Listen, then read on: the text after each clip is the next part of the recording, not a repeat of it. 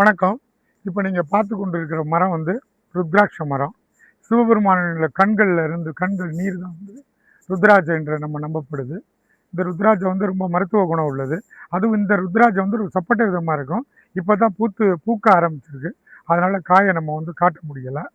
இது வந்து உடலில் உள்ள உஷ்ணங்களை குறைக்கும். விஞ்ஞான ரீதியாக நம்ம யோசிக்கணும்னா உடலில் உள்ள உஷ்ணங்களை குறைக்கும் அப்படின்றது ஒரு இது.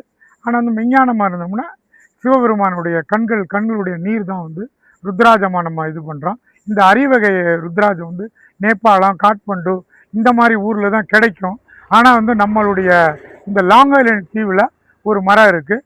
இங்கே நிறைய வர சுற்றுலாத்துறையினர்லாம் இதை எடுத்துகிட்டு கொண்டு வீட்டில் ஒன்று இது சேகரித்து மாலைகளாக வந்து கோர்த்து போட்டுட்டு இருக்கிறாங்க.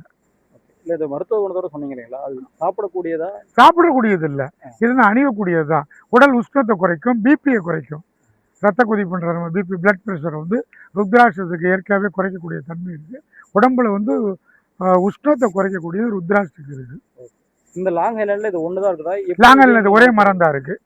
இது முன்னாடி கொண்டு வந்து வைக்கப்பட்டது. ஒரு மரம் இருக்குது. அங்கே நம்ம பண்ண முருகன் ஆலயத்துலேயும் ஒன்று இருக்குது, சிறுமரமாக இருக்குது. அதேமாதிரி நம்ம ரெங்கத் பகுதியில் உள்ள ஒரு முருகன் ஆலயத்துலையும் இப்போ தான் கண்டை வச்சு உருவாக்கிட்டு இருக்கோம்.